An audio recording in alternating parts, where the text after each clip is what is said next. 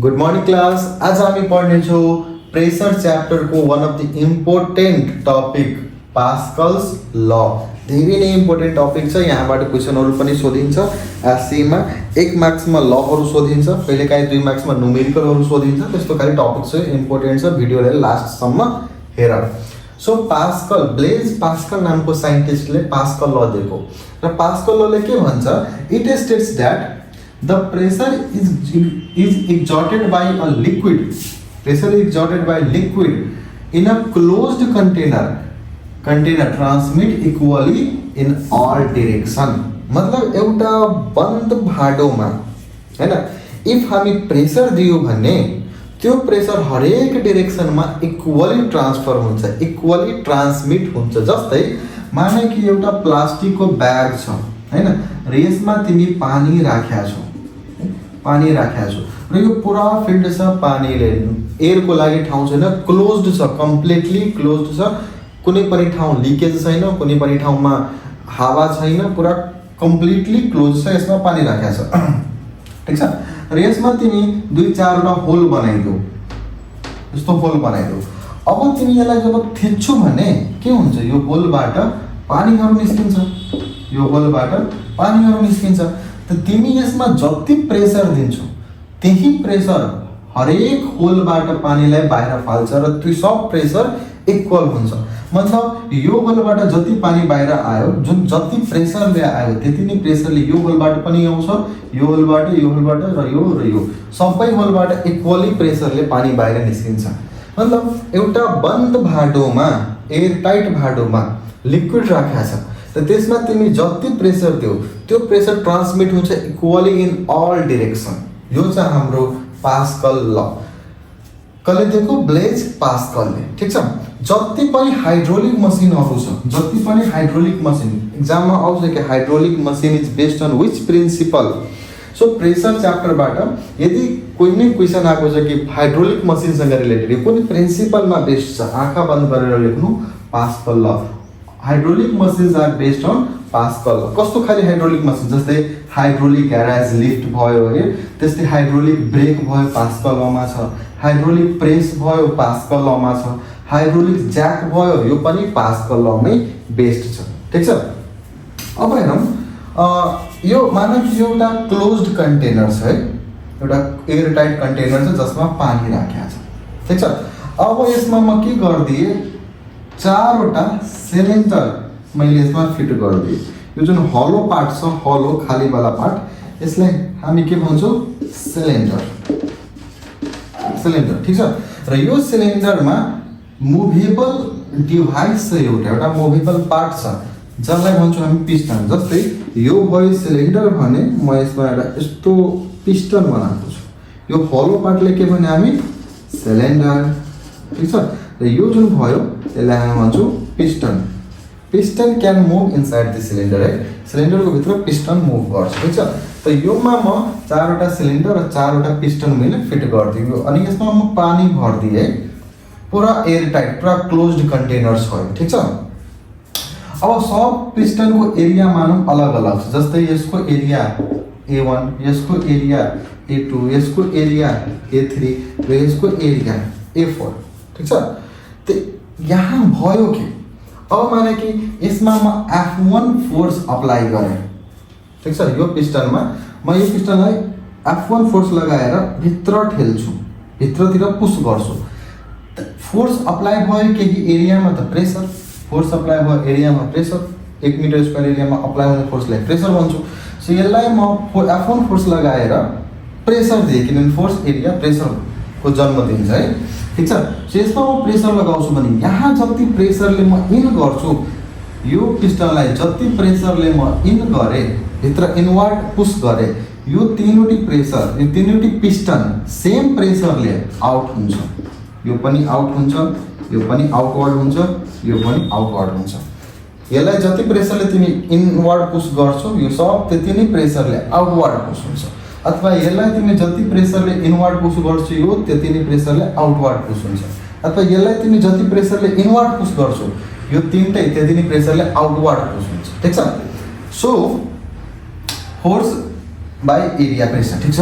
हैन force by pressure equals to हामी पढेका छौँ फोर्स बाई एरिया ठीक छ ओके अब हेर सो यहाँ म F1 फोर्स लगाएँ भने माना यहाँको फोर्स भइदियो F2 यहाँको फोर्स F3 यहाँको फोर्स F4 ठीक छ त पास्कल लले के भनेको छ कि हरेक डाइरेक्सनमा प्रेसर इक्वल हुन्छ मतलब यहाँको प्रेसर कति भयो F1 by A1 pressure equals to force by area so यहाँको प्रेसर F1 बाई A1 यहाँको प्रेसर F2 बाई A2 ठीक छ त्यस्तै यहाँको प्रेसर F3 बाई A3 र यहाँको प्रेसर F4 बाई A4 मतलब हरेक डाइरेक्सनमा प्रेसर के हुन्छ इक्वल हुन्छ यही छ हाम्रो पास्कल ल कि हरेक ठाउँमा क्लोज्ड कन्टेनरमा एक ठाउँमा जति प्रेसर भयो त्यति नै प्रेसर हरेक डाइरेक्सनमा ट्रान्समिट हुन्छ इक्वली हुन्छ यही छ हाम्रो पास्कल ल याद राख्नु इम्पोर्टेन्ट कुरा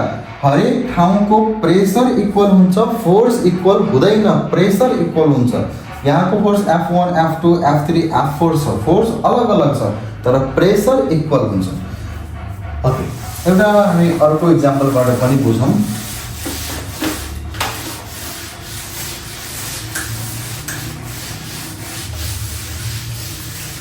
अर्को एक्जाम्पलबाट पनि बुझौँ जस्तै माने यो कुनै एउटा हाइड्रोलिक मसिन छ एउटा हाइड्रोलिक मसिन जहाँ एउटा स्मलर पिस्टन छ र यहाँ एउटा ठुलो पिस्टन छ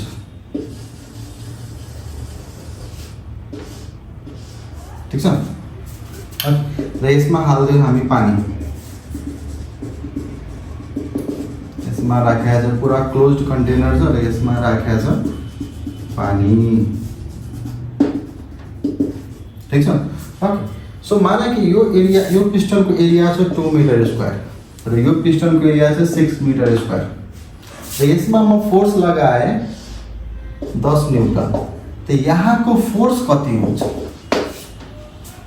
मैले पहिला नै भने कि फोर्स इक्वल हुँदैन प्रेसर इक्वल हुन्छ पास्कल अनुसार प्रेसर इक्वल हुन्छ हैन त हामीलाई थाहा छ यहाँको फोर्स निकाल्नु छ कि यहाँ कति फोर्स आउटपुट भिदिन्छ इनपुट गरे 10 न्यूटन त फोर्स कति आउटपुट भयो हामीलाई थाहा छ कि प्रेसर त दुईटै ठाउँको इक्वल हुन्छ हैन सो यहाँको प्रेसर के भयो F1 बाई A1 हैन र यहाँको प्रेसर F2 बाई A2 ठीक छ त F1 कति भयो 10 A2 कति छ 2 F2 कति छ निकाल्नु छ र A2 कति छ 6 क्रस मल्टिप्लाई गर सल्भ गर F2 इक्वल्स टु हाम्रो आउँछ 30 न्यूटन ठीक छ मतलब 10 न्यूटन फोर्स लगाएर तिमी 30 न्यूटन उठाउन सक्छौ दुईटै ठाउँको प्रेसर इक्वल हुन्छ तर फोर्स अलग अलग हुन्छ ठीक छ एउटा कुरा अझै हामी बुझौँ हामीलाई थाहा छ दुईटै ठाउँको प्रेसर इक्वल हुन्छ है so F1 by A1 equals to F2 by A2 यसलाई क्रस मल्टिप्लाई गर्छु भने हामी के थाहा पाउँछौँ F1 A2 equals to F2 A1 ठीक छ सो F2 को भ्यालु निकाल त F1 A2 by equals to F2 therefore F2 को भ्यालु कति आयो F1 by A1 times A2 इसको मतलब के भयो मतलब जुन आउटपुट फोर्स छ F2 आउटपुट फोर्स हैन त्यो डिपेन्ड गर्छ हाम्रो त्यसको आउटपुट पिस्टनको एरियामा मतलब आउटपुट पिस्टन वाला एरिया मतलब बिगर पिस्टन तिमी जति ठुलो राख्छौ त्यसको एरिया जति ठुलो हुन्छ तिम्रो आउटपुट फोर्स त्यति बढी हुन्छ मतलब तिम्रो फेरि बुझ मतलब यो जुन हाम्रो ठुलो साइजको पिस्टन भयो यसको पिस्टनको एरिया तिमी जति बढाउँछौ तिमीलाई त्यति आउटपुट गर्नु छ तिमीलाई कारलाई उठाउनु छ भने एरिया ठीकठाक राख ट्रकलाई उठाउनु छ त्यो भन्दा पनि ठुलो राख ट्रेनलाई उठाउनु छ एरियालाई अझै ठुलो गर जति बढी एरिया गर्छौ त्यति बढी आउटपुट फोर्स हुन्छ मतलब कति बेला F2 ग्रेटर देन F1 कति बेला हुन्छ F1 भन्दा F2 कति बेला ठुलो हुन्छ जति बेला A2 ग्रेटर देन A1 हुन्छ जब फर्स्ट स्मलर पिस्टन भन्दा ठुलो लार्जर पिस्टनको एरिया बढी छ त्यति बेला आउटपुट फोर्स पनि बढी हुन्छ सो यो छ हाम्रो प्रेसर च्याप्टरको न्युमेरिकल्सहरू यसैले अलग अलग ढङ्गले सोधिन्छ। त्यो अघि जुन मैले बनाएको थिएँ होइन, यस्तो वाला यहाँ सिलिन्डरमा पिस्टन राखेका थिएँ होइन, सिलिन्डरमा यस्तो पिस्टनहरू राखेका थिएँ होइन।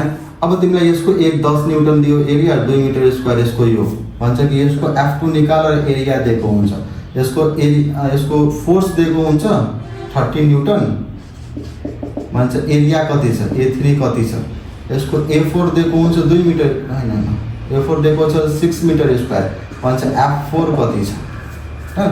कसैको एरिया दिएको हुन्छ फोर्स निकाल, कसैको फोर्स दिएको हुन्छ एरिया निकाल, जे भन्नुहोस् यो प्रेसर बराबर F1/A1 = F2/A2 गर, एउटा भ्यालु निस्क्यो। त्यस्तै अब यो दुईटालाई कम्पेयर गर्नु, F2/A2 = F3/A3 यसको भ्यालु निस्किन्छ।